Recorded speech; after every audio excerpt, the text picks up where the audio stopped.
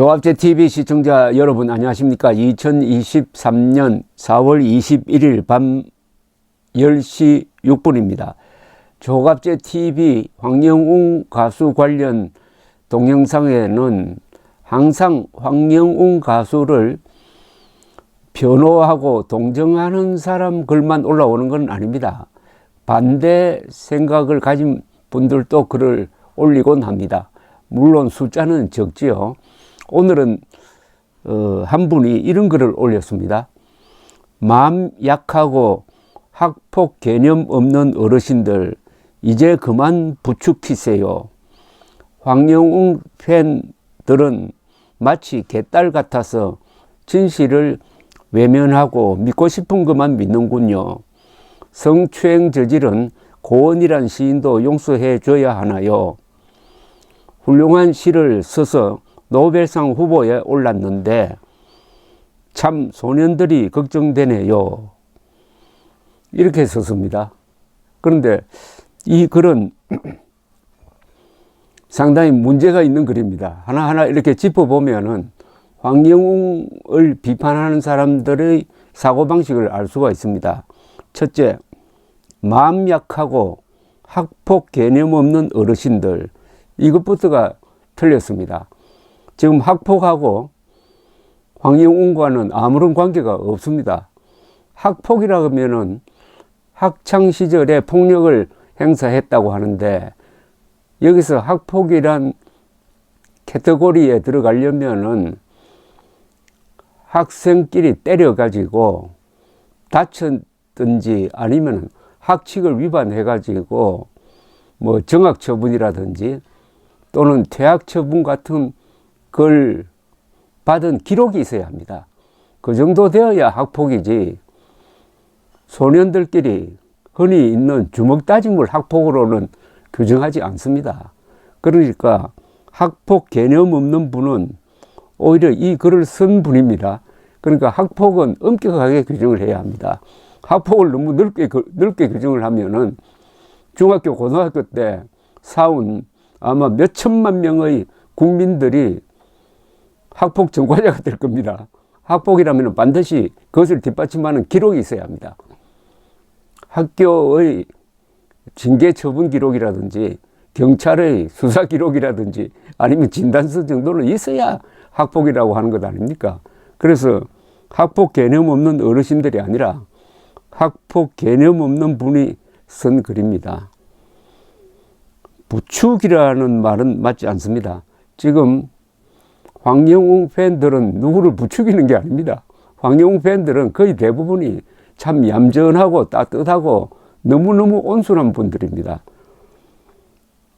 개딸 같다는 말도 이게 영 맞지 않습니다. 개딸이라는 말은 민주당의 맹목적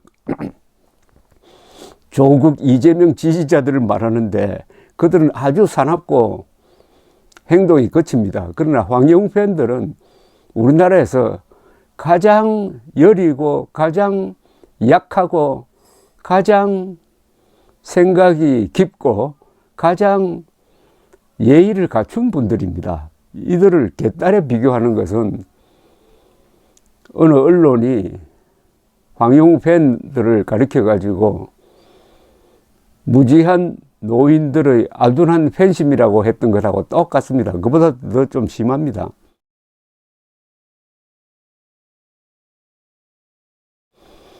진실을 외면하고 믿고 싶은 것만 믿는군요 하는데, 이 글을 쓴 분이 진실을 외면하고 있습니다.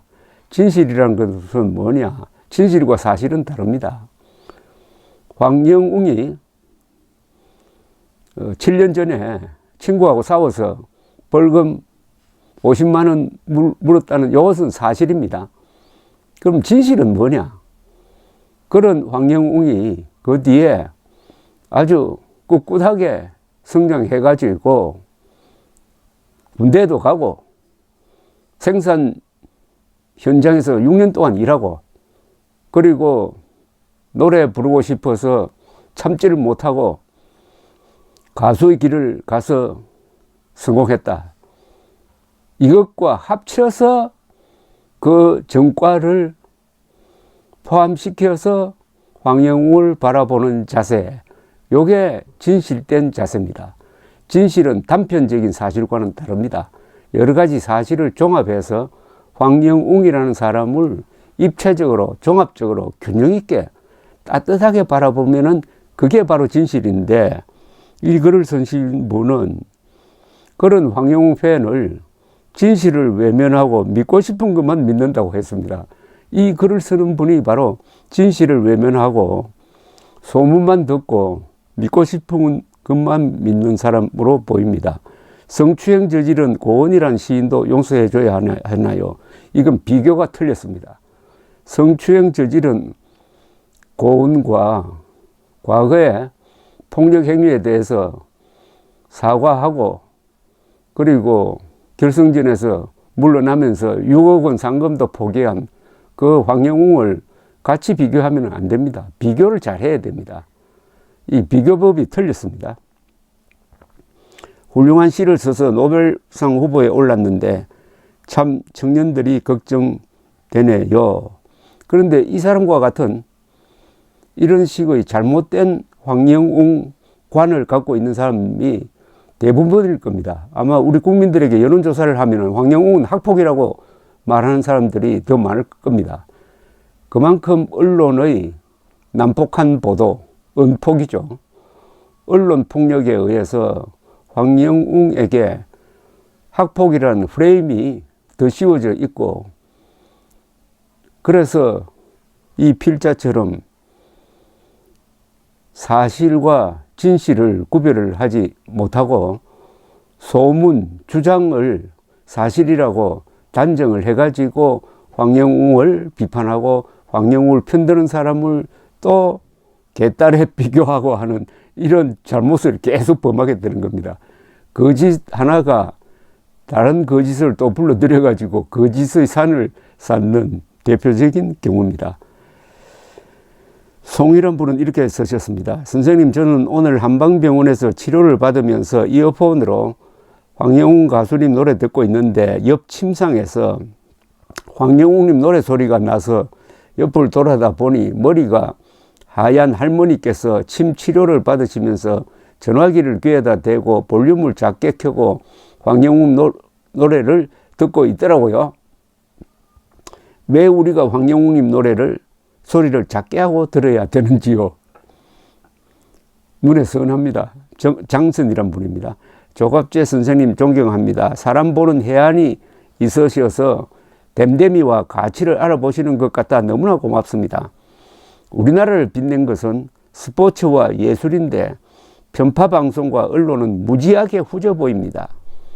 우리는 발전된 조국의 미래를 보고 가치를 창출하는데 힘을 써야 밝은 사회로 기여하는데 국민들을 혼돈의 세계로 흐리는 것 같아 착잡했는데 바로 잡아주시려고 애써주시는 어른이 계셔서 고맙고 든든합니다.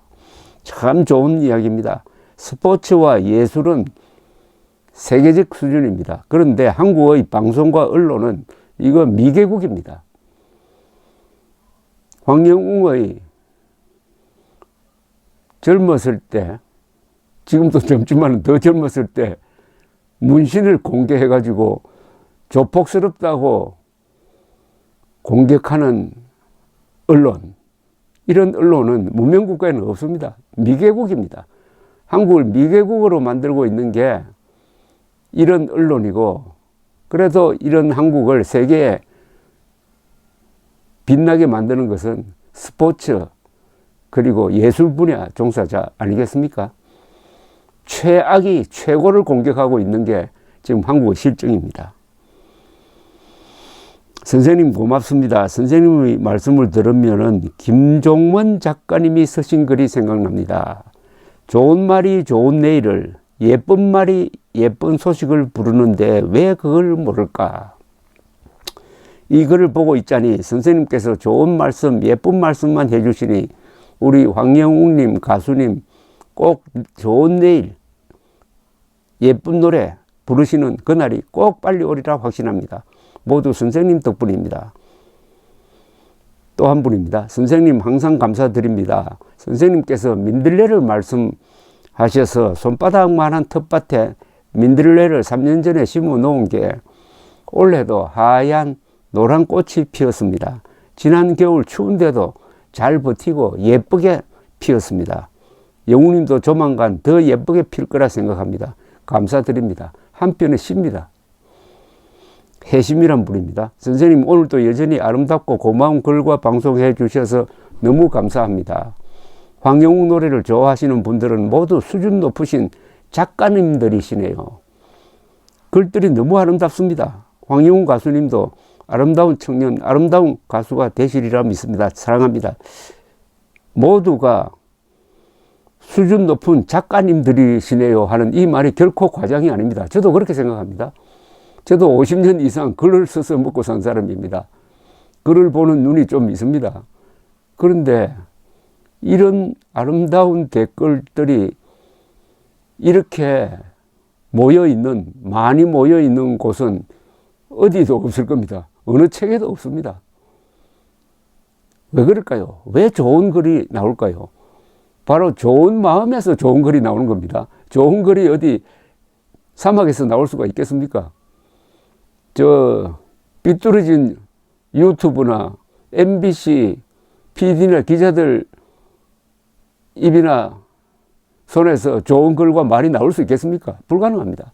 좋은 마음이 있어야 좋은 글이 나오는 것 아닙니까? 그러니까 민들레 반 여러분처럼 그런 마음을 가지고 있으니까 꼭 수준 높은 작가 같은 글을 써내고 있다는 이야기입니다. 선생님 만나는 시간을 예약해 놓았다가 선생님 얼굴을 보면서 들으니 꼭 강연이라도 온 것 같습니다. 어느 분의 댓글처럼 민들레 홀씨에겐 바람이 꼭 필요합니다. 바람이 안 불어주면 바로 밑으로만 떨어지지만 바람이 불어주면 멀리까지 퍼뜨릴 수 있습니다. 황영웅님을 향한 팬들의 마음도 지지해 주시는 선생님 같은 분들이 바람 같은 역할을 해 주시니 점점 영웅님의 좋은 점들이 빛이 나고 있습니다. 저를 민들레 홀씨를 뿌리는 바람이라고 비유를 하셨는데 감사합니다. 그리고 그 절묘한 표현에 경의를 표합니다. 또 다른 분입니다. 길가에 아무렇게나 피어 있는 노란 민들레도 생명력을 가지고 태어난 만큼 함부로 짓밟고 꺾어서는 안 됩니다. 그들도 살기 위해서 홀씨를 바람에 날리며 생명력을 널리 퍼지게 열심히 일을 하고 있는 것처럼 우리 황영웅 가수님이 비록 가수 경력이 짧으나 그 팬덤이 강해서 널리 이름을 알리고 있는 이치와 같다고 봅니다. 또 다른 분은 아주 유머러스한 글을 쓰셨습니다. 애인이 군대에 갔는데 제대쯤에는 우체부와 결혼했다는 말이 있듯이 황영웅 가수님 때문에 조갑재 선생님 유튜브를 접하게 됐으나 이제는 선생님의 백발머리조차 참 멋져 보입니다. 이 모든 게 황영웅 가수님을 위함이지요. 그날을 기다리며 영원한 원픽입니다.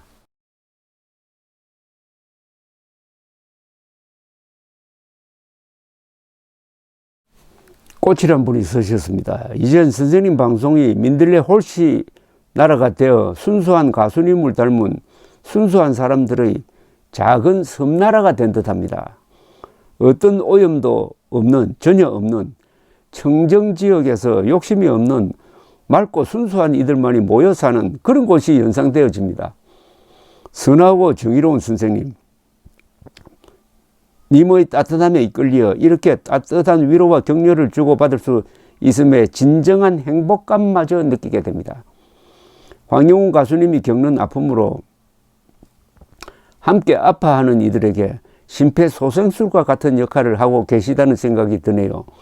이렇게 소중한 의사소통이 방송되도록 해주시는 선생님 깊이 감사드리며 건강하시길 빕니다. 순수한 이들만이 모여 사는 청정지역, 깨끗한 섬 같은 소통의 장이라는 겁니다. 민들레 반이 그렇다는 이야기죠.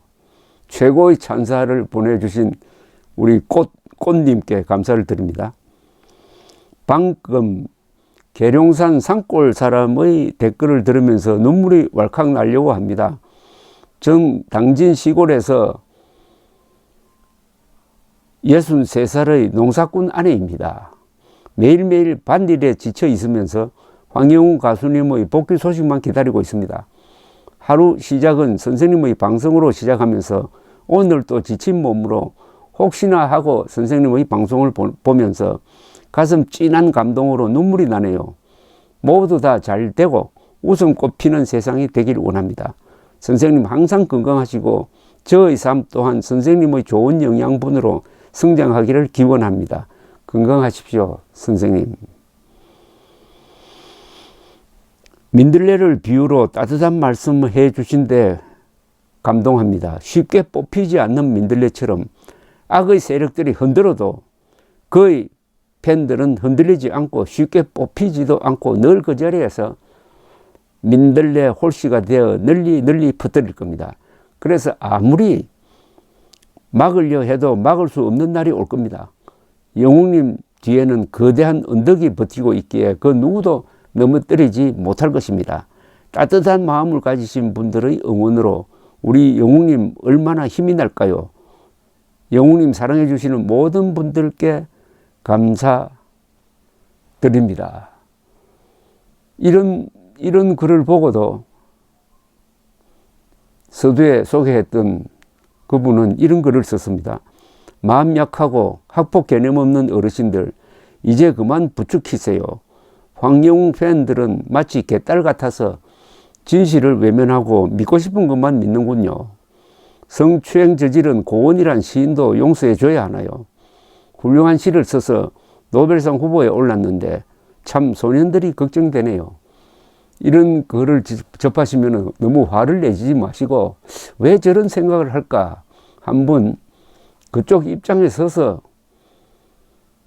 바라보고 그 다음에 비판을 하는 게 순서일 것입니다. 감사합니다.